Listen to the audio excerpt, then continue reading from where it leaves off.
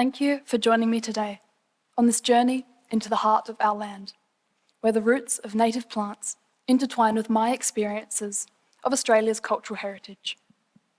Through my project, I've embarked on a transformative journey that transcends the boundaries of mere gardening. Today, I invite you to immerse yourselves in the narrative of connection, exploration, and personal discovery. Plants, the silent storytellers of our landscape, symbolize abundance and resilience.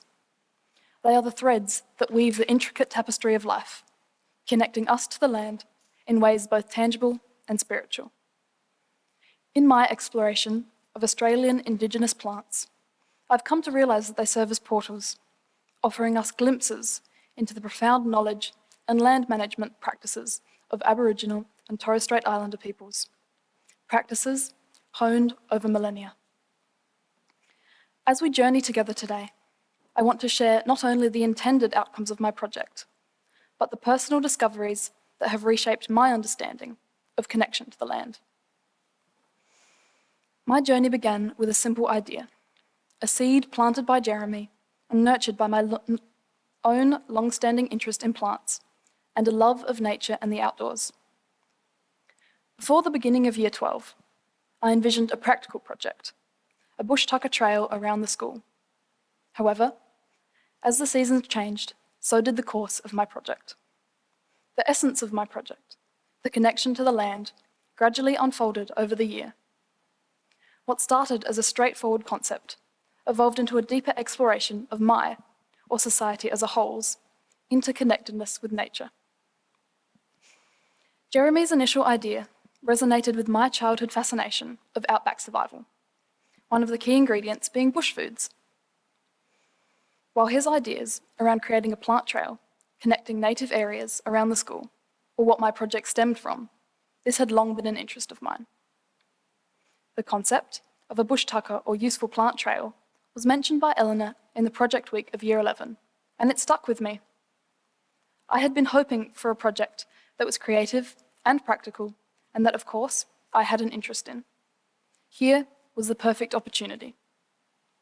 Thinking about this took me back to a book I loved as a child, My Side of the Mountain, a book in which a young boy runs away from home to live in a forest and survives there with his pet falcon in a hollowed-out tree. This had been a fantasy that I so hoped to live out, but my first problem was that this book, like many of my other favourites, was set in America or Europe, and the plants that were staple foods for these characters are simply not available in Australia. Here, I set off on my own search for books which would aid in my survival. The first of which I referred to many times over this year was that of Neville Bonney, Knowing, Growing, Eating, Edible Wild Native Plants for Southern Australia, one that I got for Christmas, along with a torch, a flint and steel, and a knot tying guide, thanks to my mum and dad. With this childhood curiosity back in mind, I chose to renew my interest in edible natives and followed this with a meeting with Jeremy to understand his ideas for the project, not realising that this would lead me down a road of challenge and personal discovery. In the planning phase, my vision was to design a native plant trail around the school, envisioning a communal space where the wider community could learn about the uses of native plants by the Paramount people. However, as with any endeavour, challenges arose, prompting both personal and practical shifts in my project focus. My main aim was to build a native garden at the school which incorporated information that I had researched on the uses of native plants by Aboriginal groups in the Mount Barker region. It was my hope to get all the research parts of the project finished early, which meant I would be able to focus solely on the designing and planting of my garden. This did not go exactly how I expected. As I progressed in my research and plans changed, I ended up at thesis time with 2 additional aims that had both uncovered and developed as I undertook my project. The next practical aim, which partnered with the garden, was to craft an educational booklet accompanying the garden, a document that not only explained the practical uses of different plants, but also showcased the depth of my research. This booklet is what I envisioned could be used by the school community to learn about the plants, a way for me to share a fraction of my research in a practical way. My final, more unexpected aim was on a personal level, and that was the understanding of my connection to the land, a journey of self-discovery intertwined with the practical aspects of the project. The aspect of my project that proved most arduous, time-intensive, and unforeseen was the theoretical research. It entailed delving into numerous online sources, forming conclusions often with limited evidence, and navigating obstacles encountered at every turn while consulting with experts. Initially, I anticipated that the theoretical research would be a brief and straightforward aspect of my project. Instead, it evolved into the most extensive and time-consuming component. The challenge stemmed from the vast array of available resources and the confines that I set for my research. This process involved sifting through online archives, exploring historical records of the Paramount people, and examining pre-colonial plant species in the Mount Barker area. Collating information from interviews with people in the bush food industry, online sources, and literature also contributed to this rigorous phase. The practical research, the aspect that I had eagerly anticipated throughout the year, concluded more swiftly than I anticipated and commenced later than initially planned. This phase involved using my theoretical research to select appropriate plant species, alongside evaluating various design concepts and approaches for establishing my garden. At one point, I wasn't even sure if I could go ahead with the garden, due to an unsuccessful grant application. It was at this point that I had to have a shift in my thinking, which is where the idea of an educational resource first started. I wanted an artifact that was both informative and creative, with minimal cost. Subsequently, the school was able to fund the purchase of my plants, and the garden could proceed. To begin, I studied bush food gardens and native garden layouts, understanding their structures and integrating elements into my garden vision. This phase also included studying landscape design principles and analysing plans as a foundation for my garden design. For example, I found native gardens that had been planted at other schools and then incorporated the key features into my design. Once content with my design choices, I began constructing the garden. The groundskeepers aided in preparing the garden bed, installing pathways and rockeries, while an elective group assisted in the planting phase, which ended up being the most straightforward aspect of my project. Though a more minor segment of my project, action research became pertinent during the garden design phase, enhancing and refining my plans.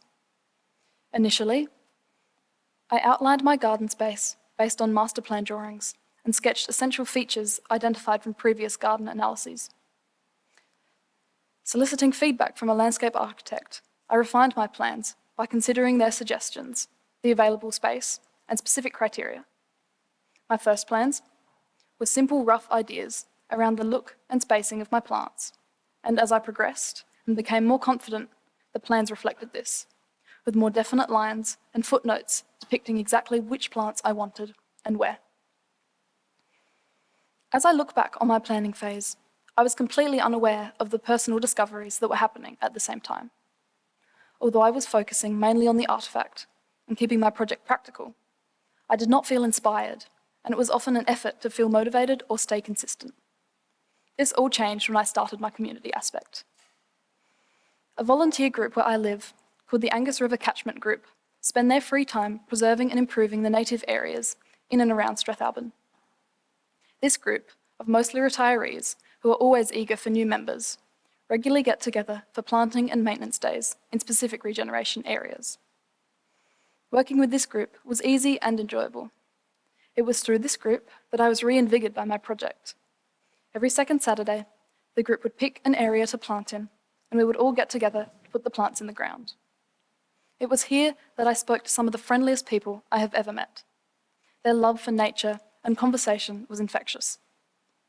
They were so interested in my project, and it gave me renewed reassurance that I was on the right path. Reading back over my journal entries, these sessions were where I felt my connection to the land was the strongest. I was actively helping to rejuvenate the environment and was making a practical effort to help a cause that I believe is extremely important. I felt respect for the resilience of the land, the mindfulness that comes from being present in the moment, in nature, as something that is both important and beneficial, as it allowed me to ground myself before the coming week.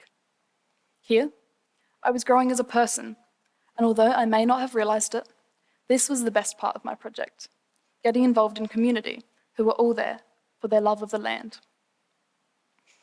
Many of the species we were planting corresponded with the natives my research had uncovered. These plants are not just ecological assets, they are repositories of cultural narratives, telling stories of belonging and ecological wisdom. Through the research phase, I sought to understand the significance of these plants, and through literature searches and conversations with experts, I grew my understanding of the partnerships that society has with edible natives. Another aspect I investigated is the growing interest in the bushfood industry. While it's promising, it brings with it a set of challenges. Indigenous Australians face barriers due to issues of affordability, the lack of legislation protecting their cultural knowledge, and the exploitation of their knowledge without proper compensation.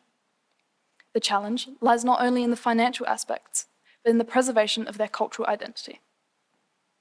One of the struggles I faced was finding specific information about groups like the Paramonk people.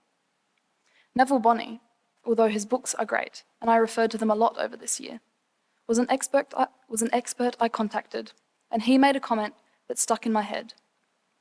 I asked him if he had spoke with any Paramonk elders, and he replied that the Kaurna people and the Paramonk people were basically the same. I felt pain because it was as if he had simply ripped away the cultural identity of a whole group of people. A book called Plants, about the partnerships between plants and Indigenous people across Australia, had a different perspective.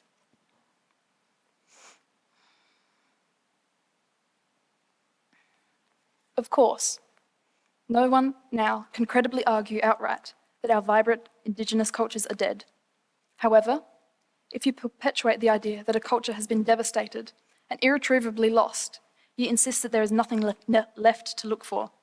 No need to shine a light because there is nothing left to be revealed, researched, reinvigorated, celebrated, or empowered. When narratives of loss and inauthenticity are accepted, then our communities and knowledge holders become drastically under-resourced.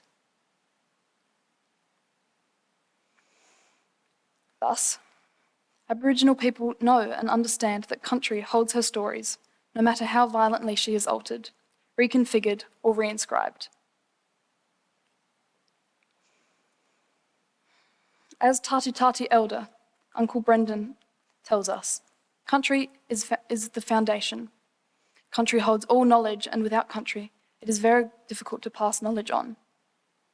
Our way of passing on knowledge is rooted in understanding country as a cultural landscape, comprised of interconnecting relationships.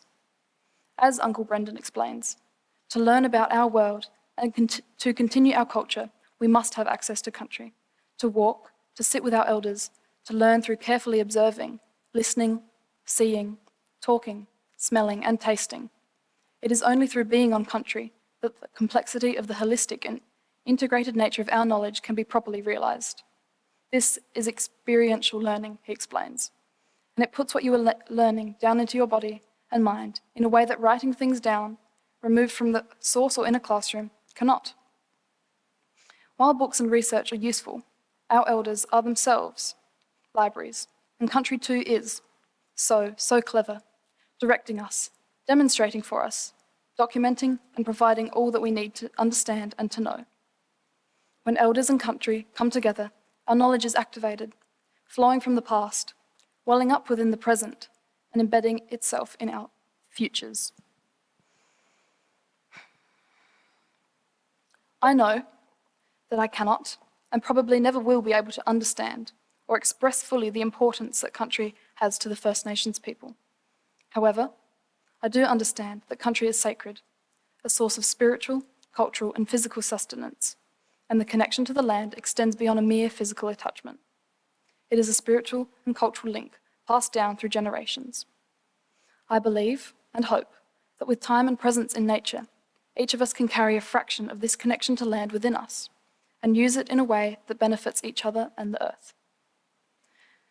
Due to the need that I had to be as respectful as possible, I wanted to speak with Paramonk elders to get the best understanding I could about significant plants and their uses, not only from online and paper resources. In order to do this, I arranged to talk with Paramonk Elder Mandy Brown. Here stood my first challenge, getting the confidence to simply pick up the phone and ring a complete stranger. It took me months. The self-doubt and lack of confidence kept me from finding what could possibly solve my issue of genuine plant knowledge. Thoughts swelled in my head each day that passed. What if you say something wrong? What if she gets angry and demands that you never speak to her again? What if she disapproves of my whole project? The list goes on. This happened multiple times with different people, but the fact stayed the same. I was worried of offending someone or saying the wrong thing. At one point in my project, I was sick of the anxiety and tears that occurred each time I needed to speak to someone, and the weeks spent putting off an encounter that could possibly impact my project in the greatest way. To try to combat this, I began with a list of questions and a couple of key points to keep the conversation where it was needed. I would also set an alarm to almost shock me into ringing the person. And finally, I needed the practice to show myself that no, these people do not hate you, and if you say one wrong word, they probably will not notice. I did manage to ring Mandy, and of course, she was just an average person who gave me the answer to my question and got me on my way in a 5-minute phone call. Although she could not help me in the way of plant knowledge, she knew someone who could, Karen Shaw, an educator in the bush food industry, who agreed that I could come help her set up a workshop in exchange for participation in said edible plant workshop. This was an amazing experience, as it gave me a taste of what working in the bush food industry was like. Her talk allowed me to implement a wider range of plants into my garden, as well as get some in-person experience of knowledge sharing and her perspective of connection to the land through sustaining yourself off it. Although I did come up against challenges, such as confidence and research sourcing, there were just as many ups as there were downs. As I said previously, the highlight of my project was getting to work with the Angus River Catchment Volunteer Group. Another great part of my project was the practical application of the research side. I could walk outside, have a look around, and pick out plants that are useful or edible, how they're used, and often scientifically identify them. The final planting of the garden was also satisfying, being able to see my research implemented in a practical way that will live on at the school. At the beginning of the year, I wanted a practical project to keep my hands busy while my mind was busy with other work. I didn't even acknowledge that there could be a personal aspect to the project, but this ended up as the part that I will take with me into the future. As I learnt about the meaning of country to Indigenous Australians and the way that plants anchor us to the land, I learnt that although I may not get that level of spiritual connection to the land, there is a fraction that I can share and maybe gift the idea that there is land connection for everyone, no matter how small. Whilst building a native plant garden was my main objective, the actual artefact was less satisfying than the realisation that I had found a way to connect to the land in more ways than I had initially understood. Although it may have been obvious to others, this hands-on connection to the earth gave me respite from daily struggles and allowed me to reset without even realising it at the time. Although I've faced many challenges around information gaps and confidence, the undertaking has allowed me to share an important topic and learn about myself, the land, and issues involving Indigenous knowledge recognition on many levels. Thank you.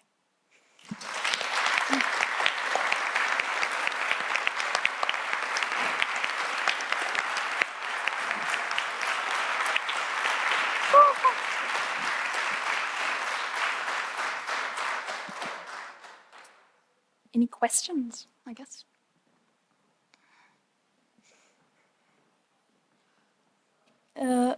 Yeah.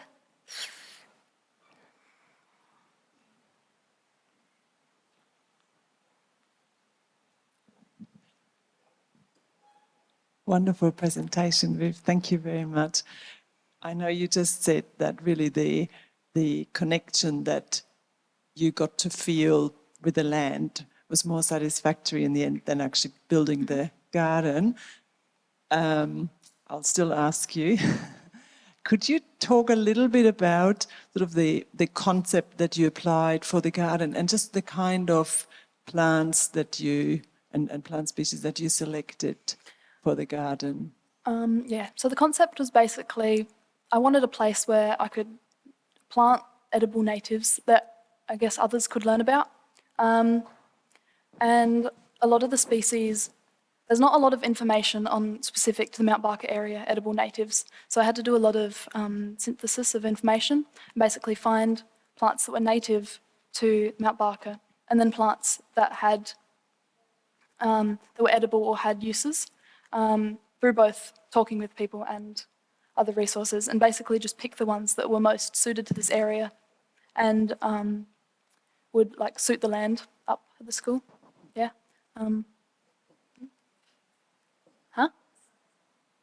Oh, examples of plants. So up there I've put in muntries, which are a specific sort of plant that are native just in South Australia. They're a small berry. Taste all right, yeah. I mean, there's all sorts of stuff in there. There is a whole range of edible things, but there's also other plants that are used for like fibre, for basket weaving. Trees up there used for wood, for making like weapons and other implements. Like herbs and perennials, and then other ones that will like become shrubs and have berries and stuff. Yeah, I don't know. If you want to learn more about the like actual specifics, I have a little book out there that has each of the plants that are in the garden and how they're used. So yeah. I've got the microphone, hang on. Where, sorry. Congratulations, Vivienne. From one plant lover to another, welcome home. I wanted to, you've looked at plants from many perspectives, culturally, ecologically, medicinally, functionally. Yep. I'm just curious what you can say in a few words, what your personal connection to country or to plant life is. Yeah. The way that I sort of figured out my connection to the land was basically each time I was out doing something, say like in the actual garden or out in my community aspect, I would, sometimes it was a struggle to actually get out there and start doing the thing. But after I'd finished, it was this sort of, I don't know, you sort of feel in touch with the earth. But like, you just feel happier. And there's like a lot of scientific studies about the impacts of nature on your well-being, and I think it's probably a similar thing. But yeah, just a greater sense of happiness, and it sort of kept me going with my project and with other sorts of homework. I returned home and I was more eager to do stuff. Yeah. Yeah. So how do you think your connection to the land has changed during your project, and what do you reckon your biggest learning is during the year? Yeah, okay. So at the beginning of the year, often, like after school, I sort of just would get home and do homework and then, I don't know, scroll through Instagram or whatever. But it's basically changed where now I feel like I could go out for a walk if, like, sometimes it's still hard. I mean, to get into, like, it's sort of a routine thing, getting up and going out and just spending a bit of time out in the fresh air. Like, it's good for you. And I mean, even if it's a little bit difficult sometimes, just if I ever need that motivation, I can go out for a walk, go along the river, and it just, I don't know, sort of reawakens yourself, I guess.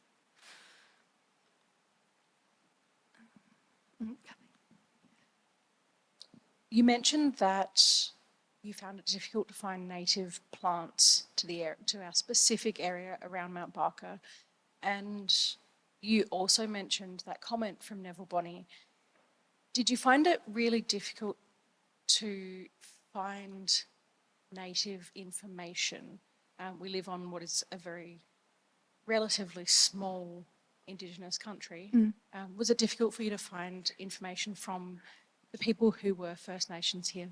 Yeah, it was really difficult. A lot of the information that is around is very general, and it can be applied to many nations. So it was difficult to find specific paramount information, and a lot of the information that is in my book is Kaurna knowledge. And one of my hopes for the future is for like paramount knowledge in other nations to be able to be, accessed if it's appropriate, so that we can learn about it and reconcile in that way. But yes, it was difficult to find information, and I sort of had to make do with what was available. Yep, Myron. Thank you for your very interesting and wonderful talk. Do you think you could cook a meal with the food that is growing? Yeah, I mean, we did at home a little bit. Dad has a friend who owns a farm where he grows all these sorts of stuff, and we had some stuff. And I don't eat meat, so a lot of what I eat is like plant-based anyway. I think my issue would probably be getting like protein out of it, but yeah, it's good. A lot of the things are used as like, I don't know, just vegetable matter really, or like fruits and that sort of stuff. So yeah, I mean, maybe partially.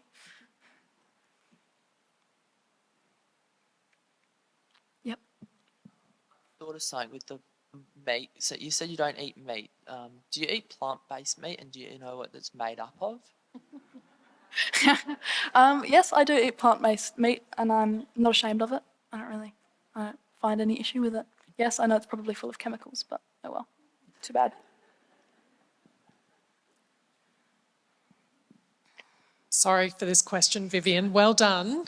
But I'm wondering, your project process this year has more strongly than some I've seen encouraged you to meet yourself. Yeah. But I'm guessing this because it's all been internal.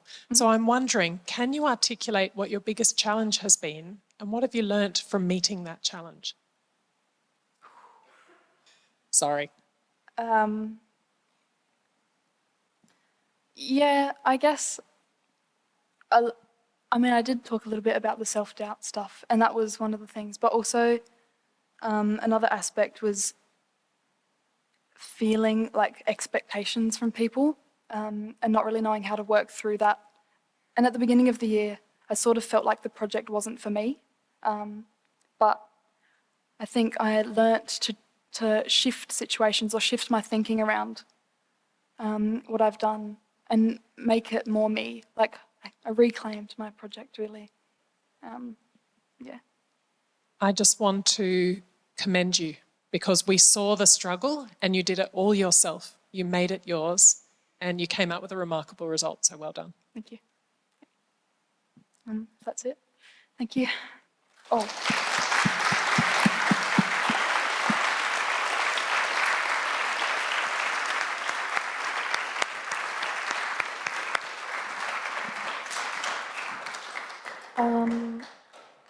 Before I finish, a couple of thank yous. Firstly, I would like to thank Jeremy. I'm not sure if he's here. Yeah, hi, Jeremy. Whose idea was what the practical part of my project was based around and who jump-started my project design. Next, I would like to thank Doreen Mello, Mandy Brown, Karen Shaw, Neville Bonney, and the Quarrenbees, who were also super helpful in my search for reliable information.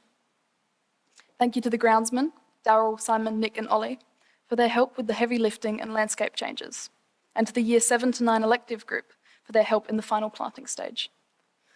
I would like to thank Kelly Jones for her help on the grant, along with Roger Morton for his logistical, financial, and just general support. I would like to thank Eleanor and Rose for their continued assistance throughout the project, and to the other teachers for their flexibility and support, especially Aaron, our guardian. I would like to extend my gratitude to Sue, my supervisor, for her continued support, enthusiasm, and at times a necessary push to continue getting through my work. Lastly, I would like to thank my friends and family for the behind-the-scenes, mostly emotional support.